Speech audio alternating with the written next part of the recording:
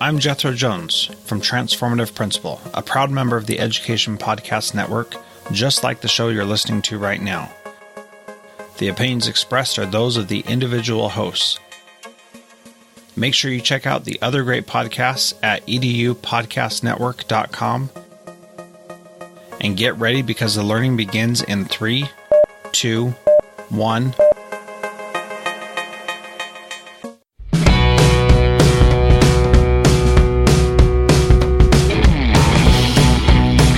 Welcome to the Google Teacher Tribe Podcast, your source for the latest news on Google for education, tips, tricks, and teaching ideas you can use in class tomorrow.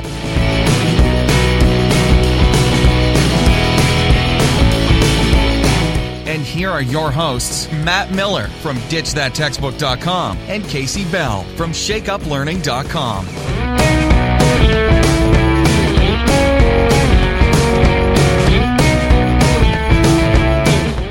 So Kasey, I'm sure that this never probably happens to you, but sometimes did you know that people get scammed through their email? No. Yeah. Never. It's not that Nigerian prince, because I've heard that he's just amazing. Right. Yeah. He just wants to send everybody his money. He's very, very generous. But Yes. Yeah, that's what I hear, that people do get scammed, and it's, people are getting better and better at it. In fact, I'll even admit that within the last several months, I got a pretty convincing email that I thought was from Facebook, and I went in to log in and realized that it was clearly not Facebook after the fact, and had to go run and change my password. So it happens to the best of us, of course, right? Oh, yeah. They make them look so legit. I mean, this just happened to my dad a couple months ago, and it was, email seems to be the number one way now to scam somebody, but the email said that he had bought this app and it was $50. So my dad's freaking out because he knew he didn't buy the app. Well, they made it look like it came from Apple and everything. And he clicked on it, put his password in, and that's when they start getting your information. But the key was, and my teachable moment was that we have to go and look at that email address, because when you look at it, it wasn't from apple.com, and where all my other Apple emails come from, there was something weird about it. And there's always something weird about it if you go in and look at that. But unfortunately, our email is so pretty and clean these days, which we're going to talk about that a little bit later. But sometimes that sort of masks the things that we need to see in order to prevent some of those things. So, but Matt and I were just talking, because I'm sure this has happened to everyone, not necessarily that you clicked on it, but that you've had these cross your inbox at some point. Right, exactly. And sometimes it's just nice to have somebody watching your back, or having some resources out there that will sort of help you vet your email to make sure that everything's on the up and up. And thankfully, if you're a Gmail user, you're going to get a little bit of help with that. And that's a big focus of our episode today, isn't it? It is. So we are actually going to jump into the new Gmail as our featured content today. So Matt and I took a deep dive. We've been playing around, trying to get to know it and trying to find the good, the bad, and the ugly to share with you, and our opinion on where it's all going. So we've got that, of course, tons of Google News and updates, and our mailbag is very, very full, y'all. Oh my goodness, it's so full. Yes. Thank you. We appreciate it. Yes. So we've got tons of feedback and ideas from our listeners in the tribe, as well as a couple of things to share from the blogosphere. Yes. So Matt, you ready to get going on this? I am ready. Let's do it.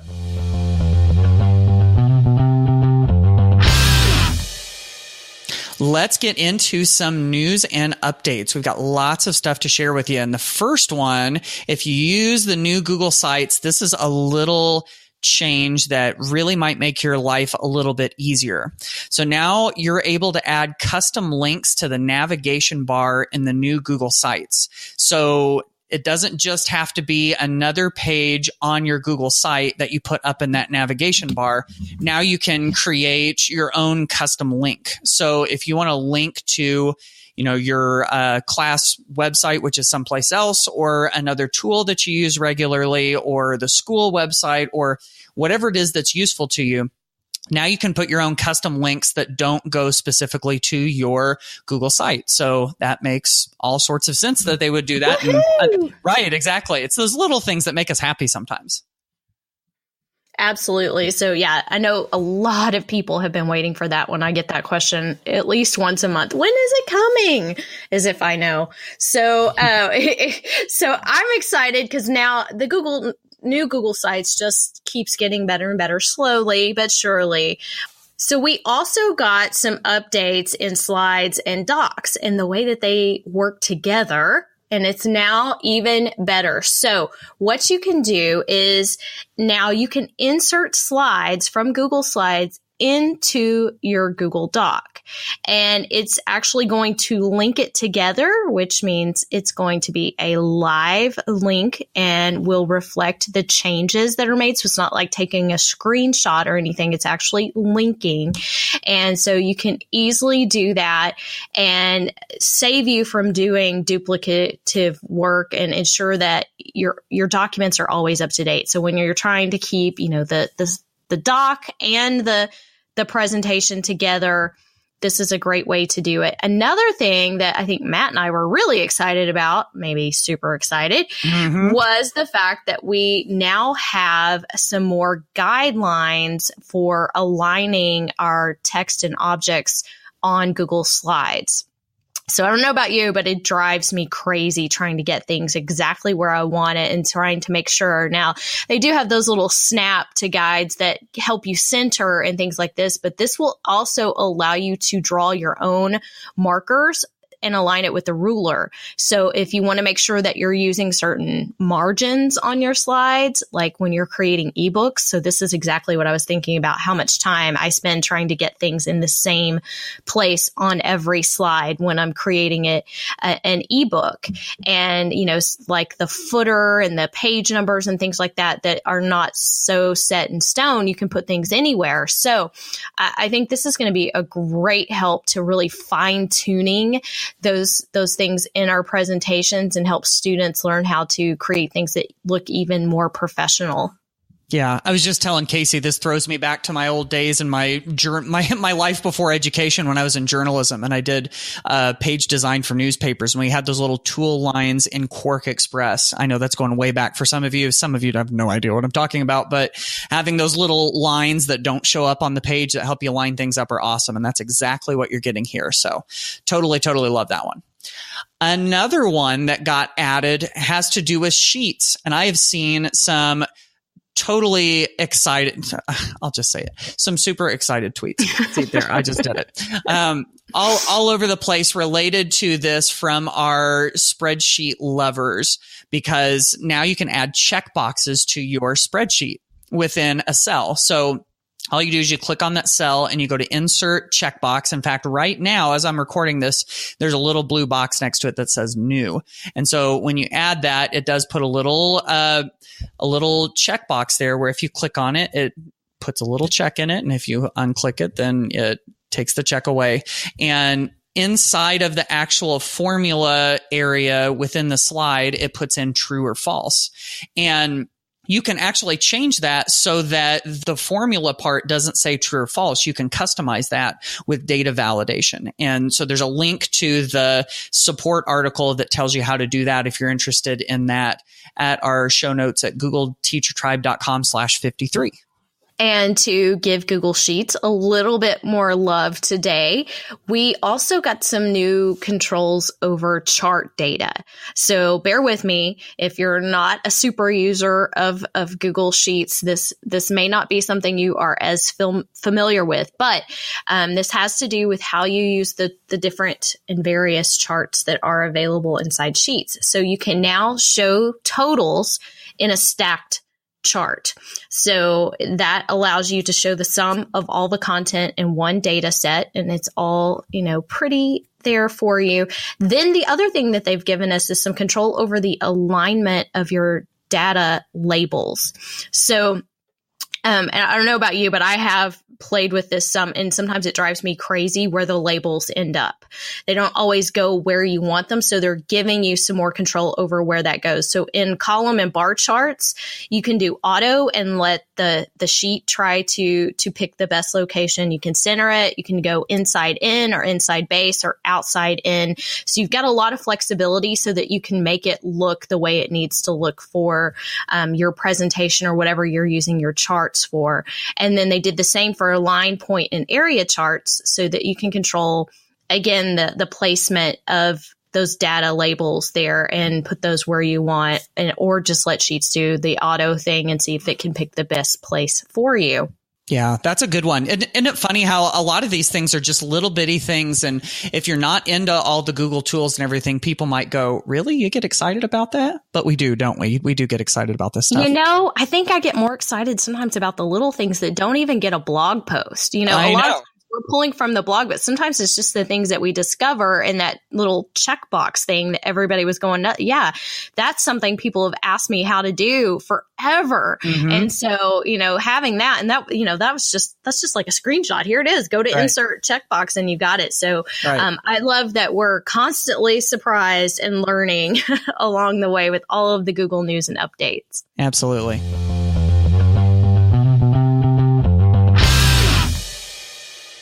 Okay, y'all. So the biggest Google news under the sun these past few days has been the new Gmail. It has been a topic of conversation all over social media. Everybody's watching the videos, trying to figure out how to get their hands on it. And Matt and I have jumped in and we have some initial ideas and reactions. Of course, this is still very, very new. And we've linked to a couple of blog posts, both from the Keyword blog and from the G Suite Updates blog that detail a lot of the new features. But I think once you have access to this, and by the way, if you have a personal Gmail account, you can go to your little settings wheel, the little cog, and click on Try New Gmail so that you can see it and see what we're talking about. With your school account, it is up to your school when that rolls out. So you may not quite have that just yet, but hang in there. But if you want to kind of get a glimpse of what we're talking about, that's it. But I don't know about you, Matt, but the initial look and feel is definitely given an upgrade. It looks a little bit more modern. The old Gmail, honestly, I haven't been using it for so long. And every time I go into it, it just looked antiquated. And I typically use Inbox for Gmail, and I think you do too, right? Yeah, well, I use both. For my personal Gmail, I use Inbox, but I've been using regular Gmail for my Ditch That Textbook email. And so I just, actually, while you were talking, I just refreshed it and I was able to get access to the new Gmail. And so I think for that, having working in Gmail every single day out of that and then switching over to the new one, I feel like it's kind of busy, but I have high hopes for it. But then, comparing it over to my Inbox, to answer your question from earlier, I do have, sorry, I realized I kind of wandered on that. Yes, I do have Inbox. So that's a yes to that question. Right. Well, I agree, busy. And I have 12 million labels. I have rules set up. I have all these different things that add to that. And so when I look at my sidebar right now, and it is that way in regular Gmail too, but it's still just cluttered. My initial reaction, and I'm looking at this on a nice big screen right now, and that's what kind of still drives me crazy. So I'm hoping we get some cleaner views, but you can still adjust the view, by the way, by going to your little settings wheel, and you can do the display density. It's basically the same that it's always been, default, comfortable, or compact. And that basically is going to tell you how much you see on the screen at once, how much of the snippet you see. Now, one thing that I do like, and I like this in Inbox as well, and it's in the default view, but when you can see and actually just click on the link to a file that's attached. So sometimes when somebody has shared a file with me, I find it useful sometimes just to open up the file before I look at the email so that I kind of know what's coming, or if it's something that's automatic, like I have a Google form that will email me, responses and things like that, I can take a look and know if it's something I need to act on immediately or, I can sort of turn that into a task, which is something else that they have improved in Gmail. Yeah. Yeah. Absolutely. No, I totally agree with you. And so now on your right-hand side, it's pretty small, but you have 3 icons. You have the calendar icon, the Google Keep icon, and the tasks icon. So if you didn't know this before, Google Tasks is something that is sort of its own little entity, but they've tried to improve it and make it more visible inside Gmail, because before you had to toggle and open up the little pop-up, but it is pretty easy to turn an email message into a task. So I like that they've made that more visible here. Yeah, we were talking about that earlier, and I didn't even totally realize that Tasks was integrated into the previous one. And just the visibility I think is huge. And then having Google Keep over on the side too. Of course, we've talked about Google Keep in a previous episode, and Kasey and I have blogged about it several times, and it's a daily part of my life. If you're not familiar with it, it's kind of like your digital sticky notes that go with you wherever your Google account goes with you. And Google Keep got integrated into Google Docs a while back. So you could have the little sidebar with all of your Google Keep sticky notes, so to speak. And then you could just drag them over and drop them into Google Docs. And it was so great. And I thought, oh, well, if they've got this Google Keep sidebar in Gmail, it's got to be the same way. And I tried to compose a new email message and drag a Google Keep note right over into my email, and it doesn't work the same as it does with Docs. So that was my one little disappointment, but in the big scheme of things, that's probably not huge. I also did notice that if I want to copy an image or some text out of my Keep notes, I can just highlight them or right click them. So it's just a couple extra clicks, and it is still really handy to have those over on that little drawer that you can pull out in the sidebar. Yeah, it's definitely nice to have the access. And I think that's really what it is. Initially, I'm thinking integration, like what you said, like with Docs and Slides. But in Gmail, it's really just sort of giving you that instant access to have it in the same window as opposed to opening it. At least that's the initial way I'm seeing. I'm hoping we'll get better integration. In fact, what I was hoping was going to happen is we were going to see integration between Tasks and Keep as well. And that's not there yet, because one of my big complaints about Keep has been that it doesn't add to your calendar. I said tasks, I meant calendar. But I want them all to work together perfectly. Right. That's not too much to ask, right? Right. But it is still great. And of course, there are those new Gmail add-ons as well. So there's a little plus sign that pops up and you can add those. So those will appear in that tiny little sidebar that pops out when you open Calendar, Keep, or whatever you're adding. But you have no control over the size of that sidebar either. So if you are used to sort of, customizing size and space, that's another thing that some people are complaining about. Yeah. Another side of this whole Gmail thing that's been really nice, I think, is the fact that it's kind of like what we were talking about at the top of the show, is that we've got some improved security in it. The idea that sometimes we get some sort of dubious emails in our inbox. We've got a little I guess you could call it kind of like a little banner that will show up in suspicious emails sometimes within the new Gmail. So that's one piece of the how they're helping us be more secure within our email. But another one is that we have this thing called confidential mode. And if you've ever sent an email that had some sensitive information in it, it is a real concern that somebody could forward it or could print it.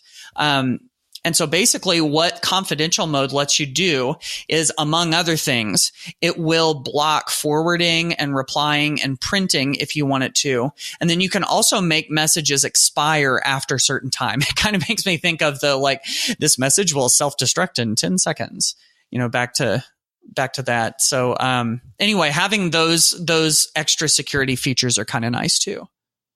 Absolutely. I think there a lot of teachers who deal with sensitive information who are really going to like these new features. And I think that's going to make some people happy, being able to set that up so that you can have more control over who sees that information and make sure it's not printed out or forwarded on to someone else. So really happy. And I think that's actually their biggest selling point right now with the new Gmail after the big hack happened. Was that last year?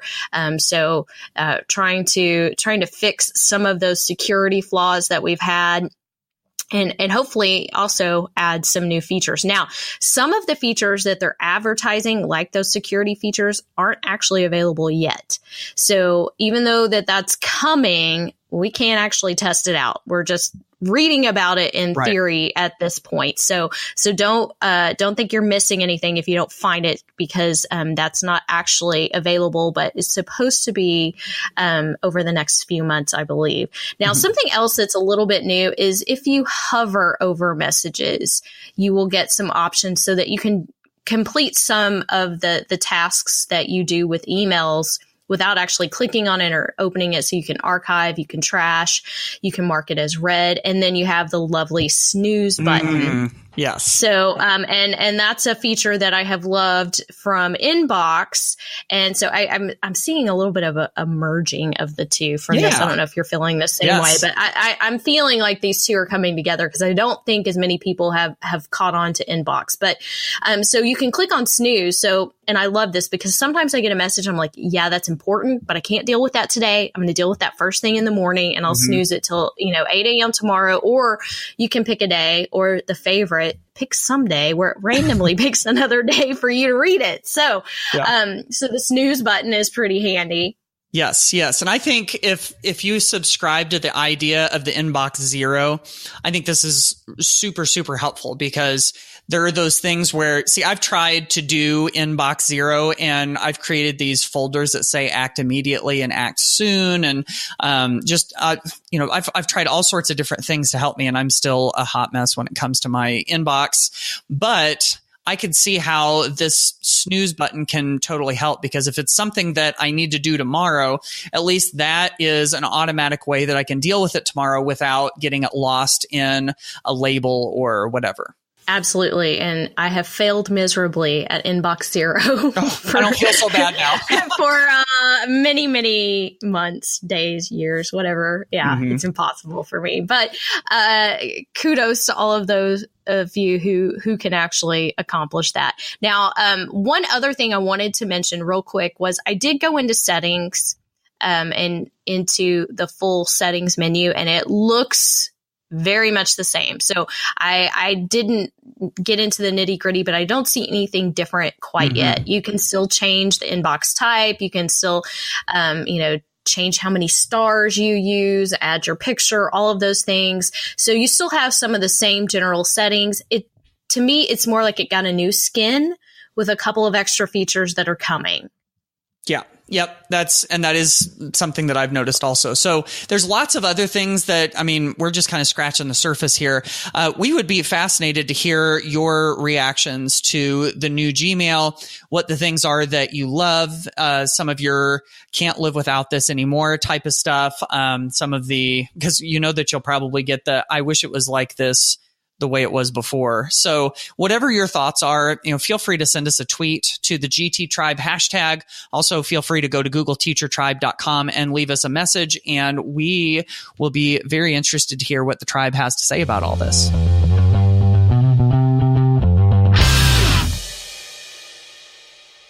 All right, it's time to get that mailbag out. And like we were saying earlier, we have had so much feedback from all of you with questions and different ideas that you've had to share with us. And so we're excited to dig right into this one. And the first one that we've got comes from Zach Ripley. So Zach was listening to episode 50, where we were talking about Sheets add-ons, and we had a question come in about how to take multiple spreadsheets where we're gathering ongoing data and have it all pulled together in one place. And Zach, I'm believing that Zach is a spreadsheet ninja, or at least more so than I am.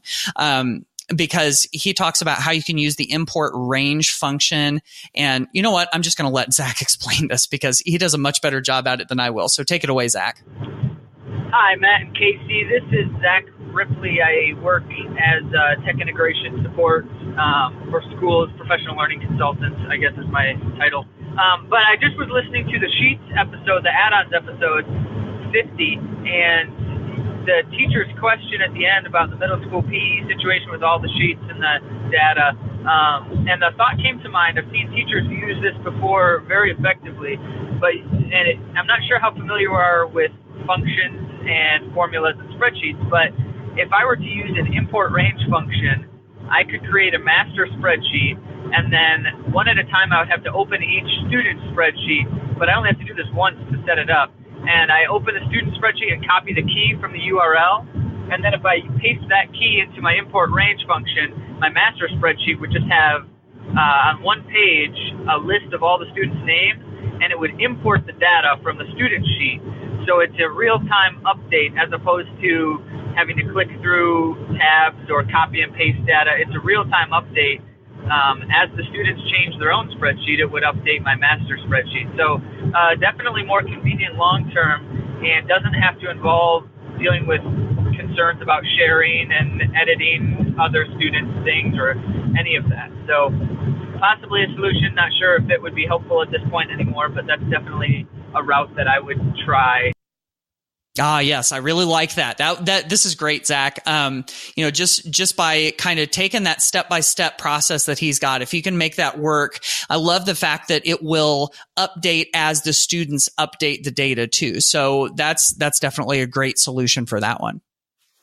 Awesome. I bow down to all of the spreadsheet ninjas. Yes. You guys are awesome. Thank you. So our next question comes to us from Sara Reed in Aledo, Texas. And Sarah asks a question about Google Classroom that at first, I will tell you, I wasn't sure I knew the answer, but after a little bit of digging, I did manage to find it. So Sarah wants to see the timestamp when a student turns in an assignment or marks it as done. And then she has a follow-up question. If not, how do you handle students that say they did it and it doesn't reflect so in Google Classroom? So two-part question. The first part, yes, you can see a timestamp. However, it is buried in Google Classroom. So it could take you some time, especially if you have to go do this for several students. But if you click on the assignment from your stream, click on where it says done. The number, usually it'll say like however many are done or not done. So click on done. And from there, on the left-hand side where you see your roster, this is the part that is not intuitive because it doesn't make sense to click over there. Click on the name of the student and it will show their assignment there. And then there's a little link that says see history and it will pop up and give you the timestamp. Yes. So several clicks to get into it. So it is in there. I wish it was all nice and pretty, even in a spreadsheet like we get in forms, but it's not. So that's how you can find out exactly when they clicked the turn in button. However, how you handle it if it doesn't say what students say that it should say. Did I say that right? Yeah, I'm following you. If it's a disagreement, that also, could be a bit of a problem. So I'm going to leave that question up to the tribe because that's a little bit of a behavior thing. And also, sometimes, students have turned it in and we always have glitches and we can't explain glitches. But, how do you handle it if your students have said they've turned something in Google Classroom, but Google Classroom is not reflecting it? So we'd love to hear your feedback. Yeah. So share that with us on Twitter or send us an email or a speak pipe and let us know at googleteachertribe.com/feedback. And we can help Sarah out with this question. With a Google form, I mean, you get the timestamps with the Google form. I thought certainly with Google Classroom, I've never been able to find that until just now. That's good stuff, Kasey. Good stuff. I try. Yeah. Okay. Our next question comes from Beth Cohen. She's from Pennsylvania. And she says, every year our freshmen complete a unit on academic integrity. And we've been using Moodle. I am a Moodle user from the past as well. Was pretty heavy Moodle user for a couple years there, which includes a self-grading quiz that lets students know whether they have achieved the minimum score and prompts them to review the resources and retake the quiz if they didn't pass. And we're going to have G Suite instead of Moodle next year. So I want to reproduce that quiz and forms, but I can't figure out how to set the minimum passing grade and notify the student whether he or she passed at the end. So I was looking at this and I'm thinking, with regular Google Forms quizzes, once you opt into those quizzes options, you can set it up so that the students can see their grade whenever they finish. And then you can opt whether to show them the correct answers or not, among other options. And I'm thinking, what if you just set up that Google Forms quiz to show them their score, but not show them the correct answers? And then just let them know ahead of time, either in the assignment in Google Classroom or in the description in the Google Forms quiz or whatever. Let them know what that benchmark score is, what that minimum passing score is. And then if they know what it is and they take it, if it's supposed to be an 80 and they get a 75, then they know that they need to take it again. And you can just set it so that they can create multiple attempts on that quiz. And honestly, that's not like, a perfect automated system or anything, but I think that's probably the easiest way to take care of that question. No. So Matt, I agree with you. And Beth, thanks for sending us such a complicated question. Right. Yeah. So, and of course, if anybody else wants to chime in, please share your thoughts on that one. Our next question comes to us from my buddy Ben Whitaker in the UK. And, I always get the last names or the towns that I can't pronounce. And everybody will probably make fun of me, especially Ben, but because he's not just from the UK, he does live specifically somewhere in that right. on that island, right? So he is from Oswald Twistle, Lancashire. I have no idea if I said that right, Ben. That sounded pretty good. You can help me out with that later and let me know. But Ben left us a great question on SpeakPipe. So take it away, Ben. Hi, Kasey and Matt.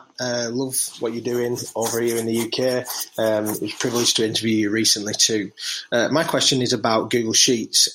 In Microsoft Excel, I know I've said it, sorry. In Microsoft Excel, it's possible to lock down certain tabs so that they can't be edited by people if you've got a collaborative spreadsheet. Is it possible to do that in Google Sheets? I know that you were talking about add-ons in episode 50, so I'd be keen to hear that. Keep up the great work you're doing. Can't wait to hear what else is coming for Google Teacher Tribe.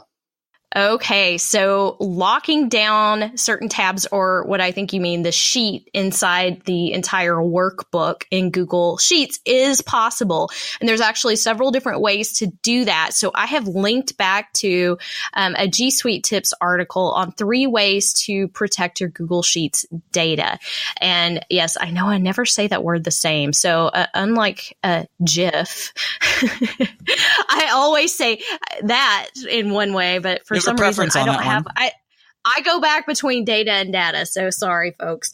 But when you go into your sheet, you can go to Tools and Protect Sheet, and that will allow you to protect an individual worksheet, basically lock it down so that other people can still access the other parts of the sheets, but they can't edit that particular piece. There's also some different ways to protect ranges or protect even individual cells. And so there's some information in that sheet on how to do that, but it is possible in Google Sheets, not just in Excel.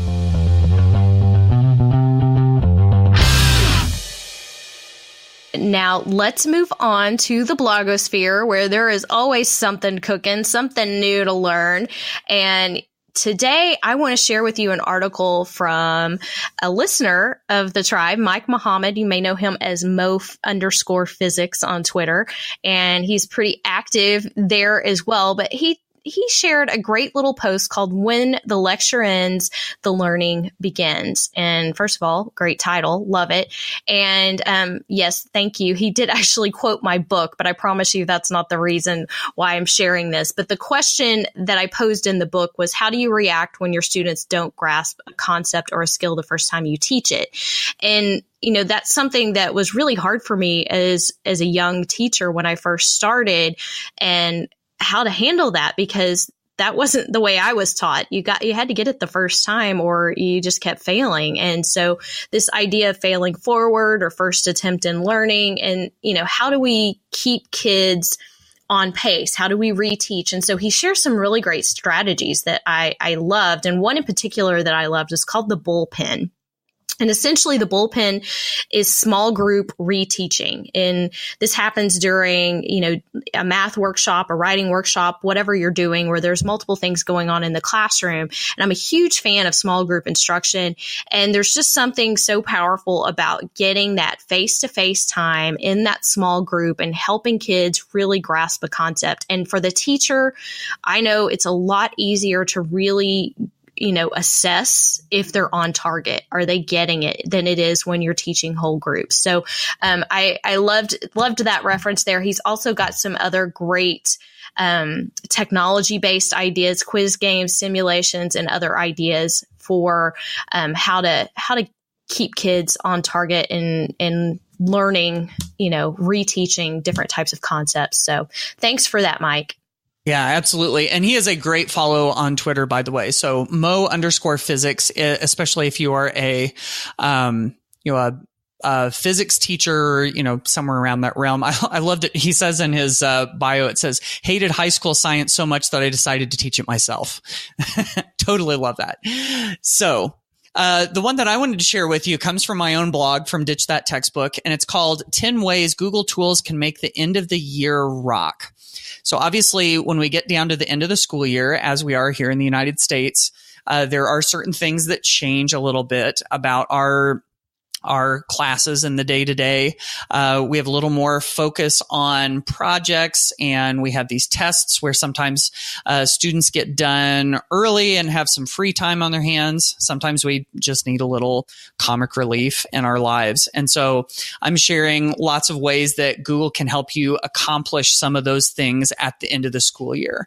So if you want to get the link to that or to Mike's blog post or really anything that we've talked about in the show, feel free to head to googleteachertribe.com/53.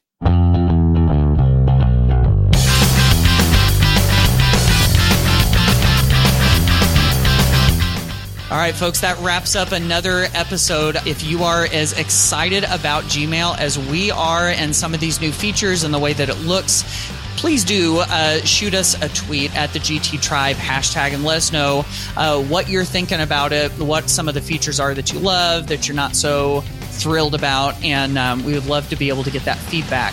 If you have not left a rating or a review for the show, we would love that feedback, no matter how you feel about it, wherever it is that you get your podcasts. And that obviously does help other people to be able to find the show and helps us to continue to make it as relevant and as great as we can for all of you. So thanks for listening to episode 53, and keep connecting with us on Twitter, on Facebook, wherever you are. We are better because of you. So thank you. Yeah, we'll see you on the next episode. Bye, y'all.